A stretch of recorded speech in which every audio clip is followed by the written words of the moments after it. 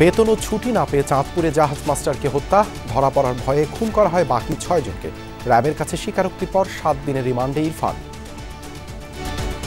মাস্টারকে বেসিক্যালি হত্যা করার পর সে যদি এখান থেকে পলায়ন করে তাহলে বাকি 7 জনের মধ্যে যে কোনো একজন তা আইন শৃঙ্খলা রক্ষাকারী বাহিনীকে বলে দিবে, এতে করে সে ধৃত হয়ে যাবে। এই উদ্দেশ্যেই বাকি 7 জনকে সে ক্রমান্বয়ে হত্যা করে। চিকিৎসার জন্য 7 জানুয়ারি লন্ডন যাচ্ছেন BNP chairperson Khaleda Zia. Doctor, nurse সহ সফর সঙ্গী 15 জন। বোর্ডের পরামর্শক্রমে ইনশাআল্লাহ জানুয়ারির প্রথমার্ধে ইউকেতে নিয়ে যাওয়ার প্রস্তুতি চলছে।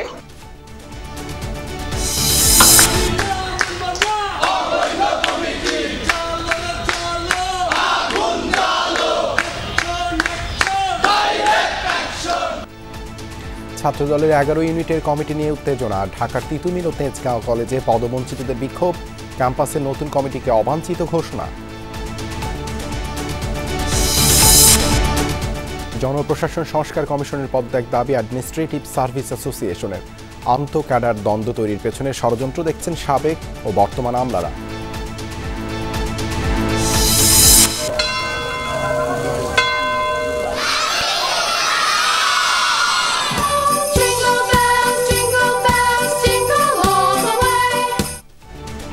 নানা আয়োজনে চলছে বড়দিন উদযাপন। সান্তাক্লজের কাছ থেকে উপহার পেয়ে উচ্ছ্বসিত শিশুরা। বিশেষ প্রার্থনায় বিশ্ব শান্তি ও সম্প্রীতি কামনা। দেশে যেন শান্তি বিরাজ করে, সবাই যেন আমরা ভালো মতো একসাথে সবাই থাকতে পারি। এই ক্রিসমাস ডেটা আমার জন্য অনেক উপহারের মতো। দেশের জনগণ জাতির জন্য যেন আমরা সবসময় একত্রে একসঙ্গে পথ চলতে পারি, একসঙ্গে কাজ করতে পারি।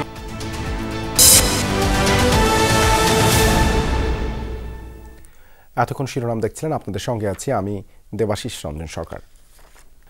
প্রথমে সন্দেহভাজন হিসেবে আটক, পরে সব দায় স্বীকার। চাঁদপুরের আলোচিত 7 মার্ডারের ঘটনায় র্যাবের জালে আটক হয়েছে আকাশ মণ্ডল ওরফে ইরফান।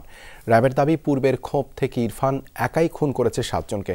গত রাতে বাগেরহাট থেকে আটক করা হয় তাকে। বিকেলে চাঁদপুরের আদালতে তোলা হলে বিচারক ইরফানকে 7 দিনের রিমান্ড দেন। সহকর্মী কাদের পলাশ ও খোকন চৌধুরীকে সঙ্গে নিয়ে আরও জানাচ্ছেন তাজনুল ইসলাম, ছবি তুলেছেন মাহমুদুর রহমান জয়। ব্যক্তিগত বিরোধ থেকেই চাঁদপুরে 7 মার্ডার। র্যাবের হাতে আটক ইরফানের সাক্ষ্য অন্তত তাই বলে। 7 জনকে হত্যায় নিজের সম্পৃক্ততা অকপটে স্বীকার করে নিয়েছে সে।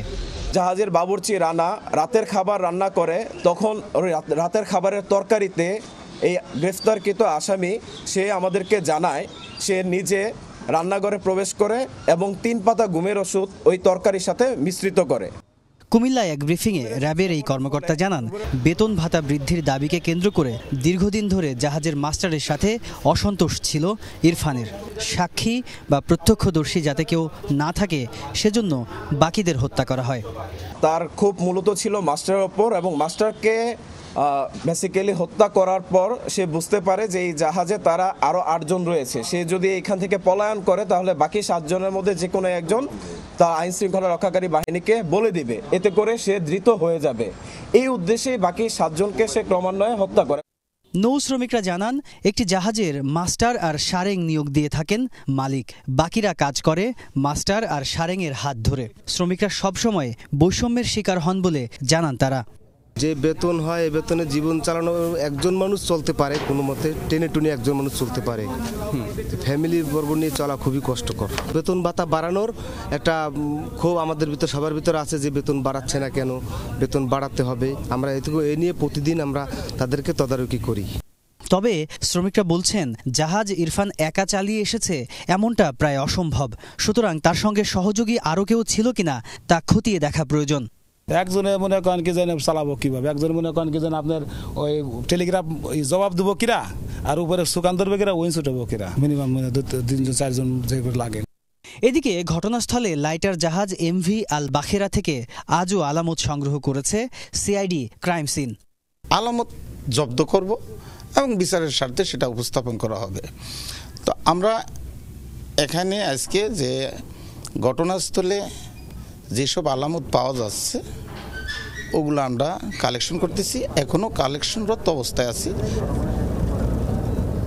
গ্রেফতার হওয়া ইরফানের স্বীকারোক্তি অনুযায়ী এই পুরো হত্যাকাণ্ডটি একটি পুঞ্জীভূত ক্ষোভের বহিঃপ্রকাশ। এই হত্যাকাণ্ডের বিচার যেমন একটি জরুরি বিষয়, ঠিক সেই পর্যায়ে শ্রমিকরা বলছেন পেছনের যে কারণ বলা হচ্ছে সেটিও বিবেচনায় রাখা দরকার। তবে তদন্ত শেষ পর্যন্ত কোন দিকে পৌঁছায় সেটিই দেখার অপেক্ষা। তাজনুর ইসলাম, যমুনা নিউজ, হাইমচর, চাঁদপুর। চাঁদপুরের জাহাজের নৃশংস হত্যার ঘটনায় বেঁচে থাকা জুয়েল রানার অবস্থার উন্নতি হয়েছে। চিকিৎসকরা জানিয়েছেন কয়েকদিনের মধ্যেই তিনি কথাও বলতে পারবেন। সকালে জুয়েলের গলায় ড্রেসিং করা হয়, স্যালাইনের পাশাপাশি দেওয়া হচ্ছে তরল খাবার। চিকিৎসকরা জানান অবস্থার আরও উন্নতি হলে গলায় লাগানো কৃত্রিম নল খুলে দেওয়া হবে, এরপর ধীরে ধীরে কথা বলতে পারবেন তিনি। এদিকে সকালে ঢাকা মেডিকেল কলেজ হাসপাতালে যায় পিবিআই এর একটি তদন্ত দল। স্বজনদের কাছে শোনে ঘটনার বর্ণনা। এ সময় কাগজে লিখে জুয়েল জানান সুস্থ হয়ে ঘটনার সবকিছু খুলে বলবেন তিনি। সোমবার চাঁদপুরের মেঘনা নদীতে এমভি আল বাখেরা জাহাজ থেকে 5 জনের মরদেহ উদ্ধার করা হয়। গুরুতর আহত আরও 3 জনকে হাসপাতালে নিয়ে গেলে 2 জনকে মৃত ঘোষণা করেন চিকিৎসকরা।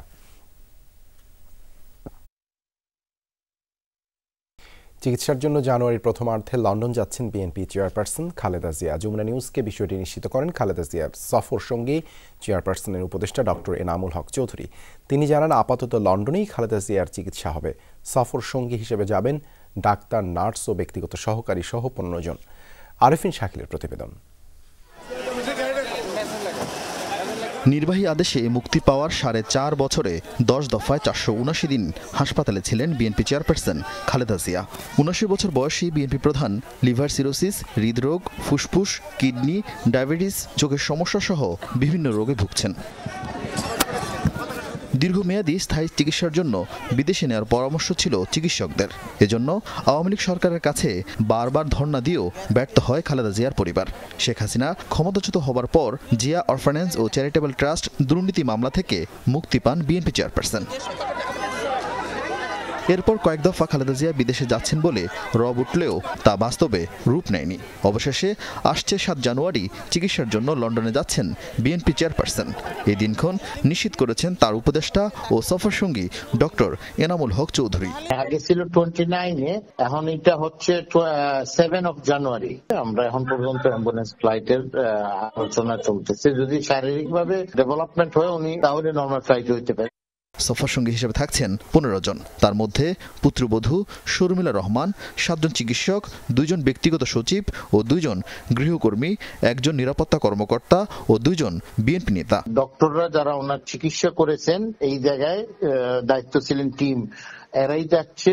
আমরা যারা যাচ্ছি, আমি তাবিদ আউয়াল এবং বাকিরা যাচ্ছে যে ওনার পার্সোনাল পিএস, অ্যাসিস্ট্যান্ট পিএস আর প্রটোকল। এই সফরের সবার ভিসা সংক্রান্ত কাজ শেষ। লন্ডন থেকে আমেরিকা যাবার কথা থাকলেও আপাতত সেই পরিকল্পনা বাদ দেওয়া হয়েছে। উনি লন্ডনেই যাচ্ছে, সরাসরি লন্ডনেই যাচ্ছে এবং ওই জায়গায় গেলে চিকিৎসার জন্য যতদিন লাগে ওই টাইমটা উনি স্পেন্ড করবেন। কোন হসপিটাল, এটা কি ফিক্সড হয়েছে? না, এখন পর্যন্ত এটা ফিক্স হয় না। এগুলি হবে আমাদের 3 তারিখের পরে। দলের অভ্যন্তরে আলোচনা আছে খালেদা জিয়া তার ছেলে বিএনপির ভারপ্রাপ্ত চেয়ারম্যান তারেক রহমানকে সাথে নিয়েই দেশে ফিরবেন। আরেফিন শাকিল, যমুনা নিউজ, ঢাকা। নানা আনন্দ আয়োজনে সারা দেশে উদযাপিত হচ্ছে খ্রিস্টান ধর্মাবলম্বীদের সবচেয়ে বড় ধর্মীয় উৎসব বড়দিন। দিনের শুরুতেই রাজধানীর গির্জাগুলোয় হয়েছে বিশেষ প্রার্থনা। বিশ্বের বিভিন্ন দেশে চলছে সংঘাত, যিশুর জন্মস্থানেও চলছে যুদ্ধ। তাই বিশ্ব শান্তির জন্যই প্রার্থনা করেছেন ধর্মযাজকরা। খ্রিস্ট অনুসারীদের প্রত্যাশা বাংলাদেশে বজায় থাকবে সম্প্রীতি, আগামী বছর হবে আনন্দ ও ভ্রাতৃত্ববোধের।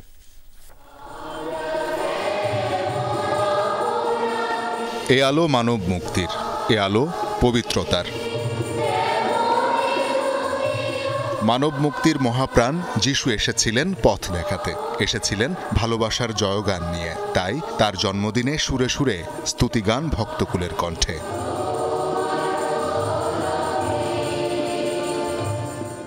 চার্চেই শুরু হয় যিশুর জন্মোৎসবের আনুষ্ঠানিকতা। গির্জায় গির্জায় স্তুতিগানের মাধ্যমেই খ্রিস্টকে স্বাগত জানানো হয়। যিশুর জন্ম সময়ের প্রতীক কুড়ে ঘরে প্রণাম জানিয়ে পুরোহিত শুরু করেন প্রার্থনার আনুষ্ঠানিকতা। রাজধানীর তেজগাঁওয়ের হোলি রোজারি চার্চে ভোর থেকেই শুরু হয় প্রার্থনা। ভোরে কম থাকলেও সকাল 9টার প্রার্থনায় ভক্তদের অংশগ্রহণে কানায় কানায় ভরে যায় গোটা চার্চ। যিশু বন্দনা সঙ্গীত, পবিত্র বাণী পাঠ আর প্রার্থনায় হয়ে ওঠে মুখর।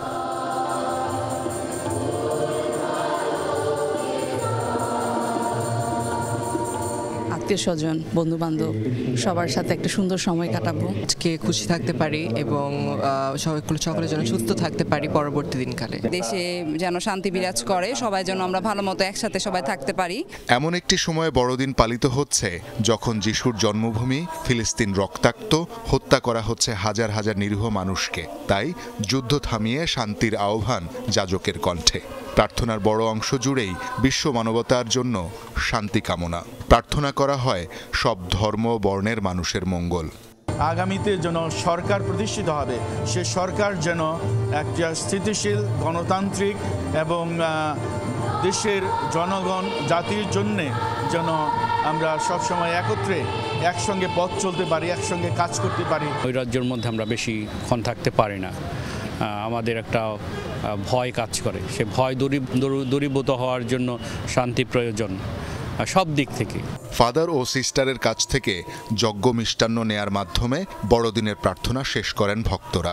তবে কেবল আনন্দই নয়, হারানো স্বজনকে স্মরণেরও দিন আজ।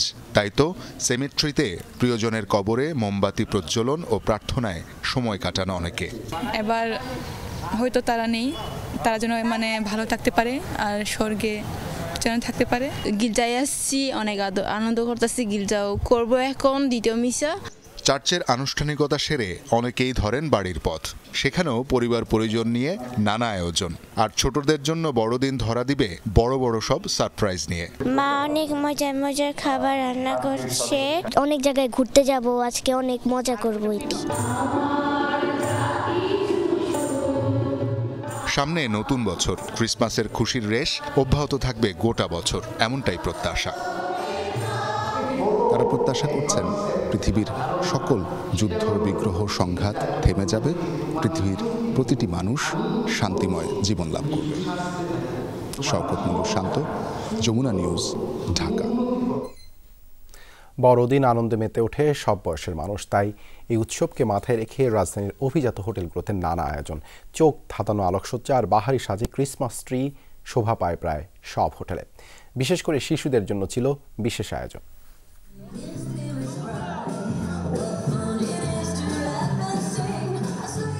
বড়দিন মানেই খুব আনন্দ আর প্রচুর উপহার।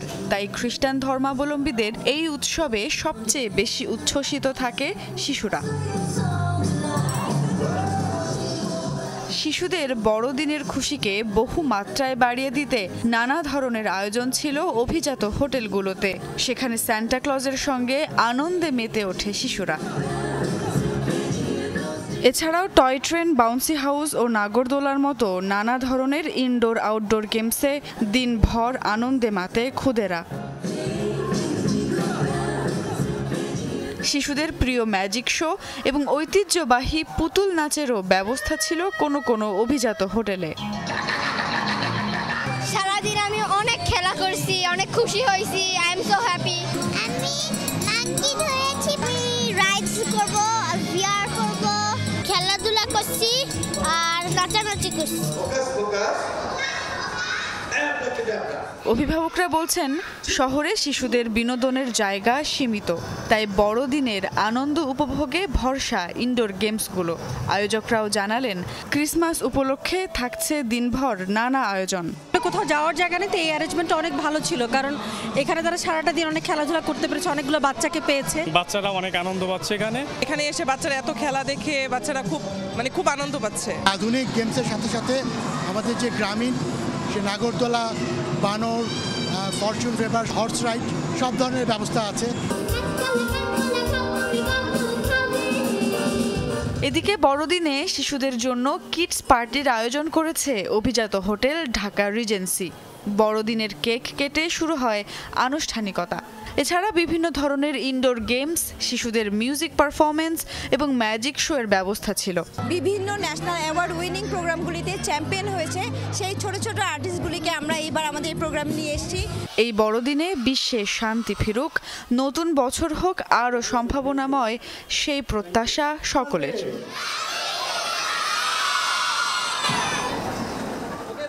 সুমাইয়া ঐশী, যমুনা নিউজ, ঢাকা। সারা দেশের মতো ধর্মীয় ভাব গাম্ভীর্যের মধ্যে দিয়ে গাজীপুরে উদযাপিত হয়েছে খ্রিস্টান ধর্মাবলম্বীদের সবচেয়ে বড় ধর্মীয় উৎসব বড়দিন। সকাল থেকে ব্যাপক উৎসাহ উদ্দীপনায় যীশু খ্রিস্টের জন্মদিন উদযাপিত হয় দেশের দ্বিতীয় সর্ববৃহৎ গির্জা সেন্ট নিকোলাস চার্চে। সেখানে অংশ নেন ছোট বড় সব বয়সের মানুষ। উৎসবে আসা সকলের প্রার্থনা বিশ্বে চলমান সংঘাত হানাহানি ভুলে সবাই শান্তির বার্তা ছড়িয়ে দিবে ধরণী জুড়ে। ছোটবেলার বন্ধু মারিয়াকে কাছে পেয়ে এমন উচ্ছ্বাসে মেতেছেন রোজা। দীর্ঘদিন পর বড়দিনের উৎসব আবার একত্রিত করেছে তাদের, তাই তো উচ্ছ্বাস যেন বাঁধনহারা। খুবই ভালো, কারণ আজকে খুবই আনন্দের একটা দিন, যীশু খ্রিস্টের জন্মদিন আজকে। ওই কারণে আমার আজকে অনেক খুব ভালো লাগছে। আজকে আমরা সবার জন্য প্রার্থনা করেছি যেন সবার ভালো দিন যায়, নতুন বছর যেন সবারই সুন্দর কাটে, সুস্থ থাকে। এক পাশে যখন চলছে ঘোষ গল্প, অন্য পাশে তখন সবাই মেতেছেন সমবেত কীর্তনে। গির্জা প্রাঙ্গণে খ্রিস্টের জন্মদিন উৎসব যেন পরিণত হয়েছে মহামিলন মেলায়। আমাদের অনেক ভালো লাগতেছে, আমরা এখানে সবাই একসাথে অনেক গ্যাদারিং, অনেক সুন্দর ফেস্টিভ্যাল, ইতালি থেকে বেশি ভালো লাগতেছে। 25শে ডিসেম্বর আমাদের প্রভু যীশু খ্রিস্টের জন্মদিন। আমরা এই দিনে স্বভাবতই খুব খুশি থাকি। সত্যি খুবই আনন্দের সময়। এক বছর অপেক্ষা করার পর আজকের দিনটি আমরা পাই। ছোটবেলার স্মৃতির কথা মনে পড়ে, তখন একটা আর কি ইমোশন কাজ করতো যখন আসতাম। খ্রিস্টান ধর্মাবলম্বীরা সারা বছর অপেক্ষায় থাকেন এই দিনটির জন্য। তাই তো বড়দিনে গাজীপুরের কালীগঞ্জের খ্রিস্টান পল্লীখ্যাত নাগরীর সেন্ট নিকোলাস গির্জায় ঢল নেমেছে যিশুর অনুসারীদের। ঘণ্টাধ্বনি, সমবেত প্রার্থনা ও প্রচলিত রীতিনীতির মধ্য দিয়ে সকাল 7টায় শুরু হওয়া আনুষ্ঠানিকতা শেষ হয় 10:30 নাগাদ। প্রার্থনা করা হয় দেশ, জাতি ও ধরনীর মঙ্গল কামনায়। ঈশ্বরের কাছে প্রার্থনা করেছি যেন আমরা এই পৃথিবীতে যেন শান্তি ফিরে আসে। আজকের দিনে আমরা প্রার্থনা করব না, আমাদের আত্মীয় স্বজনের সুস্থতা কামনা করব, যারা দেশ বিদেশে বাইরে আছে তারা যাতে ভালোভাবে আনন্দ উৎসব করতে পারে। ঈশ্বরের কাছে প্রার্থনা করেছি যে আমাদের 2টা সন্তান, টুইন বেবি, তারা যাতে ভালো মতো আরো বড় হয়, মানুষ হয়। বড়দিন ঘিরে সতর্ক অবস্থানে ছিল আইন শৃঙ্খলা রক্ষাকারী বাহিনী। গির্জার ফাদার বলছেন, ধর্মীয় রীতিনীতি মেনে শান্তিপূর্ণভাবেই উদযাপিত হয়েছে বড়দিন। আমাদের যে সকল অনুষ্ঠান সুন্দরভাবে করতে পেরেছি। আইন শৃঙ্খলা বাহিনীও এখানে আমাদের সার্বিক নিরাপত্তা দিয়েছেন। তারা বিভিন্ন জায়গায় আমাদের গেটে রয়েছেন, তারা সব কিছু এখানে দেখাশোনা করেছেন, যার ফলে এখানে আমরা সুন্দরভাবে সব কিছু করতে পেরেছি।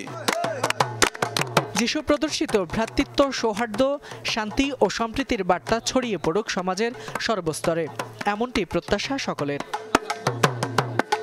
ফয়সাল মাহমুদ, যমুনা নিউজ, গাজীপুর। ছাত্রদলের নবগঠিত 11 কমিটি ঘোষণাকে কেন্দ্র করে বিরাজ করছে উত্তেজনা। কমিটি প্রত্যাখ্যান করে বিক্ষোভ করেছে ঢাকা কলেজ, তিতুমির কলেজ ও তেজগাঁও কলেজের পদবঞ্চিতরা। ঘটেছে ককটেল বিস্ফোরণের ঘটনাও। ক্যাম্পাসে অবাঞ্ছিত ঘোষণা করা হয়েছে নবগঠিত কমিটিকে। অপ্রীতিকর ঘটনা এড়াতে ক্যাম্পাসে মোতায়েন করা হয়েছে পুলিশ। কমিটি ঘোষণার পর মঙ্গলবার রাত থেকেই ক্ষোভে ফেটে পড়েন ঢাকা কলেজ ছাত্রদলের পদবঞ্চিতরা। বিক্ষোভ করেন ক্যাম্পাস জুড়ে। এ সময় একে একে ঘটে 9টি ককটেলের বিস্ফোরণ, ছড়িয়ে পড়ে উত্তেজনা। সেই উত্তেজনা ছিল সকাল থেকেও। দুপুরে কলেজের সামনে মিরপুর সড়কের এক পাশ বন্ধ করে চলে বিক্ষোভ। কুশপুত্তলিকা দাহ করা হয় কেন্দ্রীয় ছাত্রদলের সভাপতি এবং সাধারণ সম্পাদকের। বঞ্চিতদের অভিযোগ, পকেট কমিটি দিয়েছেন তারা। যারা বিগত দিনে হলে ছিল, আমরা বলতে পারি যে কয়েকজন আছে এরকম অভিযুক্ত, আমরা প্রমাণ দিতে পারি যে যারা ছাত্রলীগের সাথে ছিল। আমাদের কি দোষ? আমরা কি তারেক রহমানের ঘোষিত প্রোগ্রাম করেছি, এর জন্যই কি আমরা ছাত্রদল করতে পারতেছি না ক্যাম্পাসে? আজকে 5-7 জন ছাড়া ম্যাক্সিমামই হচ্ছে 28 অক্টোবরের আন্দোলনের পরে হরতাল অবরোধে ছিল না। আধা ঘন্টা পর অবরোধ তুলে নিলেও বিক্ষোভ চলতে থাকে ক্যাম্পাসে। তাদের অভিযোগ, যারা বিগত সরকারের নির্যাতনের শিকার হয়েছেন, কমিটিতে স্থান পাননি তাদের কেউই। আমি গুলি খেয়েছি, আমার পায়ের মধ্যে এখনো 20টি স্প্লিন্টার রয়েছে। আমি 3 দিন গুম ছিলাম এবং ধারাবাহিকভাবে পলিটিক্সটা আমি করে গেছি, কিন্তু কি কারণে আমাকে যে বাদ দিল এই কমিটি থেকে আমি নিজেও জানি না। তারা ঢাকা শহরের ভিতরে যে কমিটি দিছে সেই কমিটির নাম হচ্ছে ভাই কমিটি। এই ভাই কমিটির বিপক্ষে আমরা ক্যাম্পাসে অবস্থান করতেছি। আমরা সাধারণ শিক্ষার্থী এবং আমরা বঞ্চিত যারা আছি তাদের বিরুদ্ধে আমরা বিদ্রোহ তো করতেছি, তাদেরকে অবাঞ্ছিত ঘোষণা করলাম। নবগঠিত কমিটি বিলুপ্তির দাবিতে বিক্ষোভ হয়েছে তিতুমির কলেজেও। সেখানেও ঘটে ককটেল বিস্ফোরণ।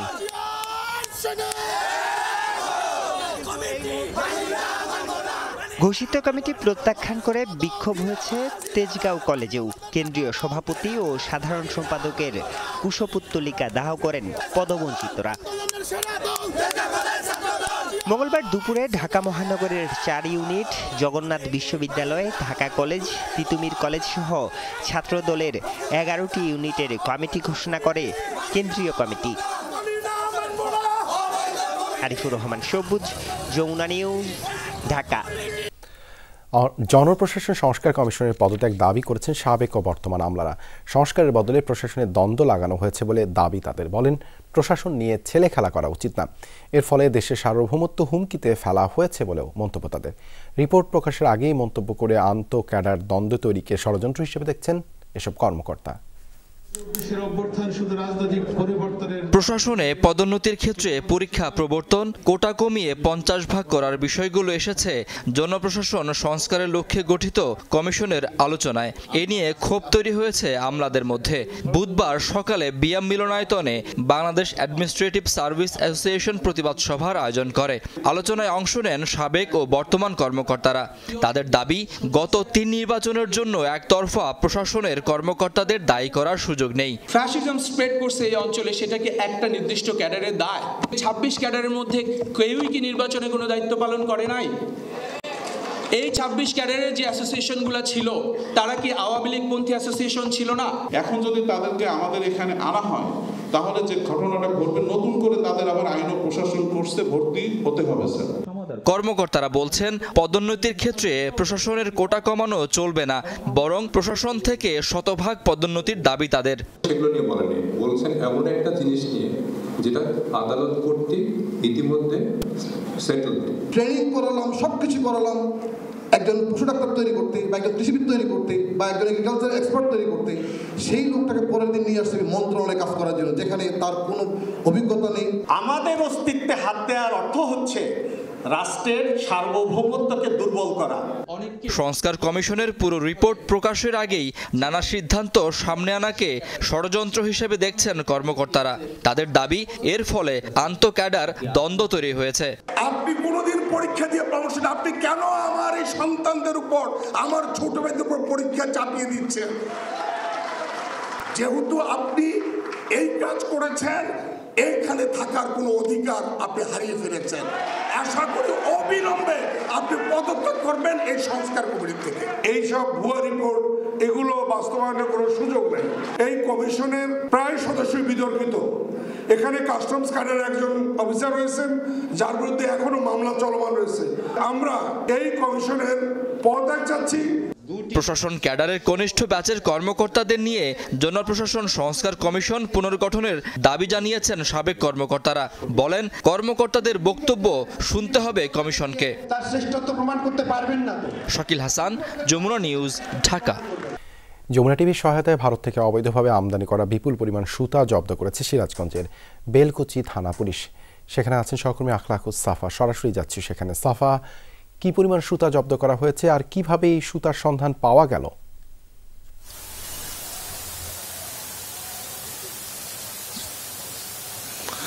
সন্ধানটা কিভাবে পাওয়া গেল সেটা আমি আপনাকে বলছি দেবাশিস। তবে আপনাকে সুতার যে চালানটি, এই যে এখানে মোট 75 কার্টন, সেই 75 কার্টন জব্দ করা হয়েছে। সেই কার্টনের হিসাবটা আমি আপনাকে দেখাচ্ছি।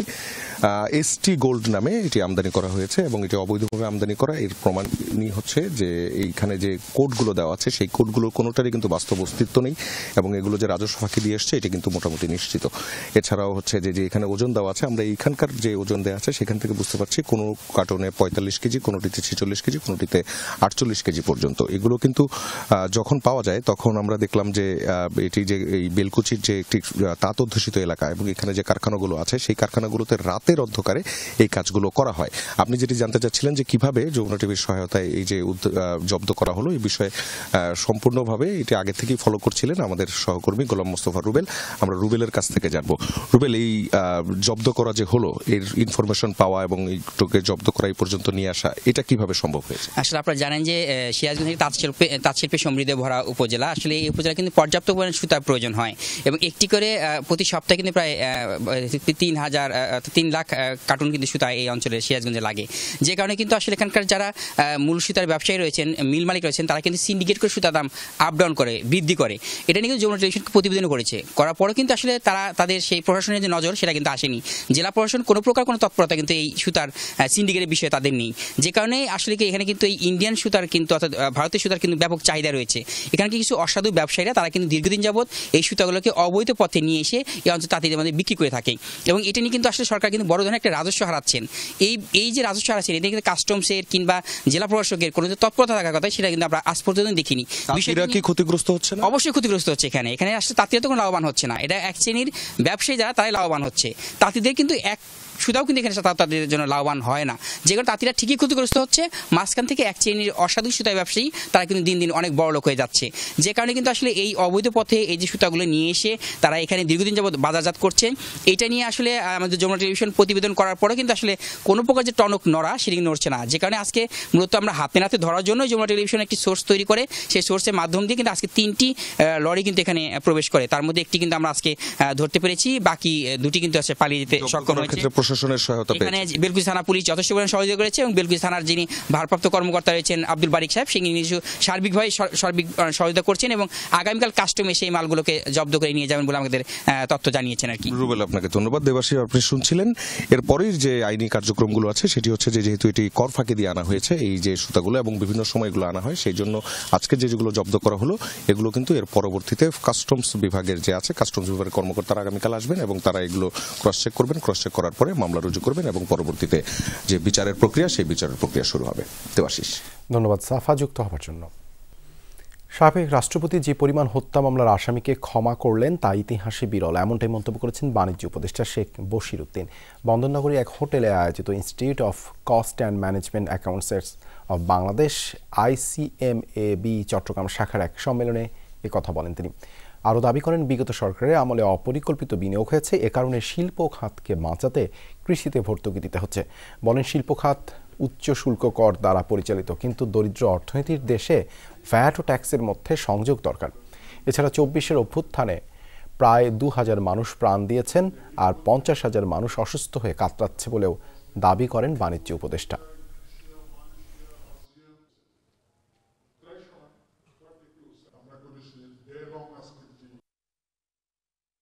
Nexus, starting from business community, bureaucracy, judiciary, secret service, এই নেক্সাসের মধ্যে কেউ বাদ ছিল না। গত রাষ্ট্রপতি যে পরিমাণ হত্যা মামলার ক্লেমেন্সি দিয়েছেন এটা আমাদের ইতিহাসে নেই। বৈষম্য বিরোধী আন্দোলনে নিউ মার্কেট এলাকায় নিহত সবুজ ও শাহজাহান হত্যা মামলার চার্জশিট থেকে আসামিদের দায় মুক্তি দেওয়ার চেষ্টায় জড়িত কর্মকর্তার বিরুদ্ধে আইনগত ব্যবস্থা নেওয়া হবে। বুধবার সন্ধ্যায় বড়দিন উপলক্ষে রাজধানী কাকরাইল সেন্ট ম্যারি ক্যাথেড্রাল গির্জা পরিদর্শনে এসে সাংবাদিকদের এক প্রশ্নের জবাবে স্বরাষ্ট্র উপদেষ্টা কথা জানান। জুলাই আগস্টে ছাত্র জনতার অভ্যুত্থানে রাজধানীর নিউ মার্কেট এলাকার 2টি হত্যা মামলায় সাবেক আইনমন্ত্রী আনিসুল হক এবং পালিয়ে যাওয়া সাবেক প্রধানমন্ত্রী শেখ হাসিনার সাবেক বেসরকারি শিল্প ও বিনিয়োগ উপদেষ্টা সালমান এফ রহমানকে অব্যাহতি দিয়ে চূড়ান্ত প্রতিবেদন তৈরি করেছিলেন পুলিশের একজন তদন্ত কর্মকর্তা। বড়দিন উপলক্ষে গির্জা পরিদর্শনে আসলে এই বিষয়ে উপদেষ্টার দৃষ্টি আকর্ষণ করা হয়। যে এই কাজটা করছে তাকে কিন্তু আমরা আইনের আওতায় নিয়ে আসবো এবং সে মনে আপাতত এখন ছুটিতে আছে এবং ছুটিতে থাকলেও সে ছুটি বেশি দিন কাটাতে পারবো না, আমরা তার আইনের আওতায় নিয়ে যেতে। এই ধরনের কাজ আমরা কোনো সময় প্রশ্রয় দেব না। আর প্লাস উনি এইভাবে সাবমিটও করার কিন্তু সিস্টেম নাই, উনি প্রসিডিউরও ফলো করেন। গত 16 জুলাই ঢাকার নিউ মার্কেট এলাকায় সবুজকে মারধর করে ও শাহজাহানকে গুলি করে হত্যা করা হয়। ঘটনার পরের দিন নিউ মার্কেট থানায় মামলা হয়। সবুজের চাচাতো ভাই মোহাম্মদ নূর নবী ও শাহজাহানের মা আয়েশা বেগম বাদী হয়ে মামলা করেন। গত 5 আগস্ট ছাত্র জনতার অভ্যুত্থানে আওয়ামী লীগ সরকারের পতনের পর গত 13 আগস্ট আনিসুল হক ও সালমান এফ রহমানকে আটক করে এই 2 হত্যা মামলায় গ্রেফতার দেখানো হয়। 16 আগস্ট গ্রেফতার করা হয় সেনাবাহিনী থেকে অব্যাহতি পাওয়া মেজর জেনারেল জিয়া আহসানকে। অলক হাসান, যমুনা নিউজ, ঢাকা। বন্ধুর বেশে ভারত 53 বছর ধরে বাংলাদেশে ডাকাতি করেছে এমন মন্তব্য করেছেন জামায়াতে ইসলামীর আমির ডাক্তার শফিকুর রহমান। সন্ধ্যায় যশোর শহরে আয়োজিত সুধী সমাবেশে তিনি আরও বলেন, পিন্ডির কাছ থেকে স্বাধীন হলেও এতদিন দিল্লির কাছে বন্দী ছিল দেশ।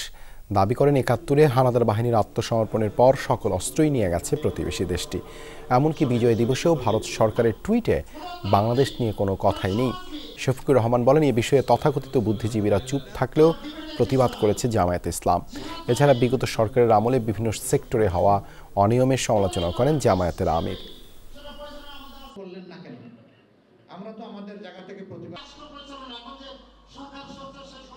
আসলো বন্ধুর বেশে, শুরু করে দিল ডাকাতি, এ কেমন বন্ধু? রেসকোর্স ময়দানে যা হলো, সমস্ত আর্মস ইমিউনিশনস, সমস্ত ভেহিকলস সবগুলা নিয়ে তারা চলে গেল তাদের দেশে। 53 বছর আমাদের প্রাণের বন্ধু গুলির একটা কুশও বাংলাদেশকে ফেরত দিল না।